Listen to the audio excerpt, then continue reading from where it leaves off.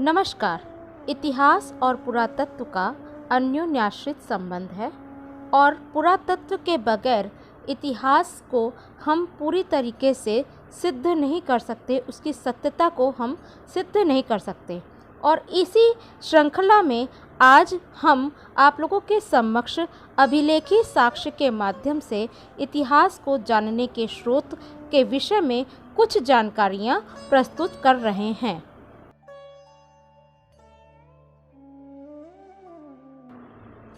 ऐतिहासिक जानकारी के सर्वाधिक महत्वपूर्ण स्रोत अभिलेख हैं।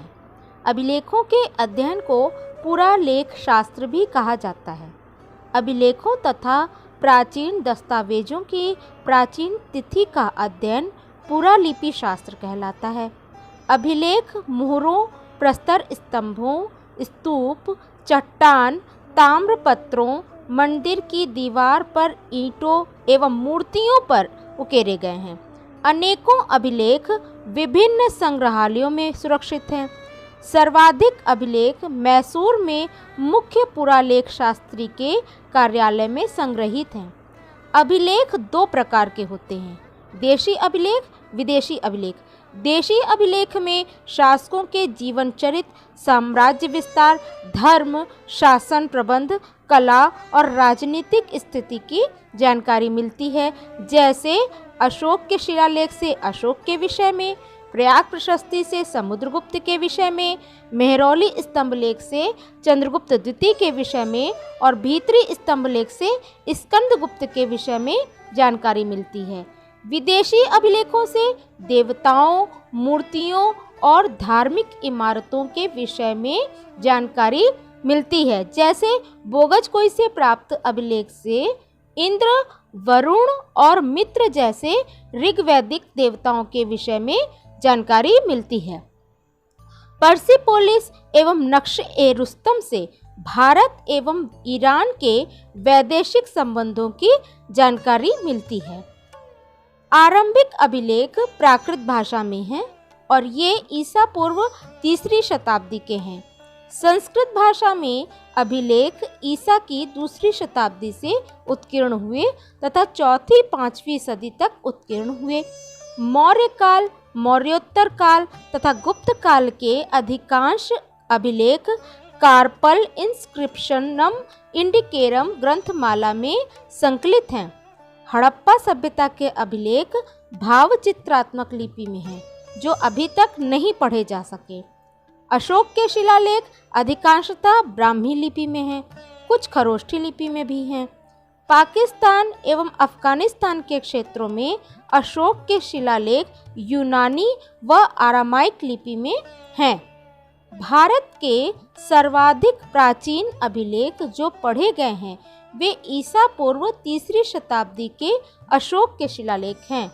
इन्हें जेम्स प्रिंसेप ने 1837 ईस्वी में सर्वप्रथम पढ़ा था। इन अभिलेखों में अधिकारियों व जनता के लिए सामाजिक, धार्मिक व प्रशासनिक राज्यादेशों को उत्कीर्ण किया गया है। कुछ अभिलेखों में राजाओं की प्रशस्तियां उत्कीर्ण हैं। समुद्रगुप्त की प्रयाग प्रशस्ति इसका उदाहरण है। मध्य एशिया के बोगजकोई से 1400 ईसा पूर्व का अभिलेख है, जिसमें इंद्र, मित्र, वरुण और नासत आदि वैदिक देवताओं के नाम है, जिसका उल्लेख हमने पूर्व में भी बताया है। मास्की, गुंजरा, निठूर, उदेकोलम से प्राप्त अभिलेखों में अशोक के नाम का स्पष्ट उल्लेख है। इनमें अशोक के धम्म व राजत्व के आदर्श हैं। लघुमान एवं शरेकुना से प्राप्त अशोक के अभिलेख यूनानी तथा आरमेइक लिपि में हैं।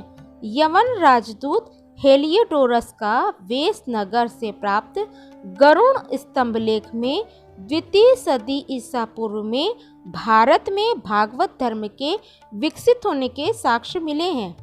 मध्य प्रदेश के एरण से प्राप्त वाराह प्रतिमा पर हूणराज तोरमाड़ के लेखों का विवरण है। पर्सिपोलिस और बेहस्तून अभिलेखों से ज्ञात हुआ है कि ईरानी सम्राट दारा ने सिंधु घाटी को अधिकृत किया था, जिसको कि हम पहले भी बता चुके कि वैदेशिक संबंधों की जानकारी बताते हैं। कुछ महत्वपूर्ण अभिलेखों का उल्लेख विशेष रूप से करना अनिवार्य है, जैसे उत्तरी शिलालेख, ये तक्षशिला में है और इसकी भाषा आरामाइक है। कंधार शार ए कुना, ये ग्रीक और आरामाइक भाषा में है। लभगान आरामाइक भाषा में है। 1963 ईस्वी में स्ट्रासबुर्ग विश्वविद्यालय के प्रोफेसर श्लुमबर्गर को कंधार से प्राप्त इस शिलालेख की भाषा साहित्यिक यूनानी है और लिपि बहुत ही सुंदर है। दिल्ली टोपरा स्तंभ लेख, ये मूलतः टोपरा अंबाला में हरियाणा में स्थित है। फिरोज शाह तुगलक द्वारा यह दिल्ली में स्थापित किया गया था। दिल्ली मेरठ स्तंभ लेख, ये मेरठ उत्तर प्रदेश में था। ये भी फिरोज शाह तुगलक द्वारा दिल्ली में स्थापित किया गया। प्रयाग स्तंभ लेख, ये कौशाम्बी में था, वर्तमान में इलाहाबाद के किले में है। इस स्तंभ में अशोक की रानी कारुवाकी या चारुवाकी द्वारा बौद्ध संघ को दिए गए दान का उल्लेख है। इसी कारण इसे रानी का अभिलेख भी कहा जाता है। बाद में समुद्रगुप्त ने अपनी प्रसिद्ध प्रयाग प्रशस्ति, जिसकी रचना हरिशेन ने की थी, उसमें परिवर्तित हो गया और इसके अलावा मुगल सम्राट जहांगीर ने भी अपना अभिलेख बाद में उत्कीर्ण करवाया था। लौरिया नंदनगढ़ स्तंभ लेख, लौरिया अरराज स्तंभ लेख, रामपुरवा स्तंभ लेख, ये तीनों ही उत्तरी बिहार के चंपारण जिले में हैं। लघु स्तंभ लेख, जो कि सारनाथ में है उत्तर प्रदेश में, सांची मध्य प्रदेश में, कौशाम्बी उत्तर प्रदेश में, रुम्मनदेई नेपाल की तराई नेपाल में, निगलीव नेपाल में। प्रथम कलिंग शिलालेख धौली भुवनेश्वर में, ये उड़ीसा से भुवनेश्वर से 8 किलोमीटर दक्षिण में स्थित है। भाब्रू शिलालेख, ये वैराट जयपुर राजस्थान में है। पहाड़ी चोटी पर एक शिलाखंड पर उत्कीर्ण था, जो कि कलकत्ता के संग्रहालय में है।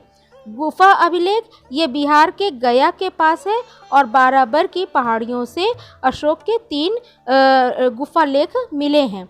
इसके अतिरिक्त हम आगे कुछ और भी अभिलेखों के प्रमाण प्रस्तुत कर रहे हैं, जिनमें उनके प्राप्ति के स्थल, उनकी तिथियां, उनकी भाषा लिपि के विषय में जानकारी है, जो परीक्षा की दृष्टि से आप लोगों के लिए बहुत ही उपयोगी सिद्ध होगी। और इसी के साथ इस श्रृंखला का हम यहीं समाप्त करते हैं।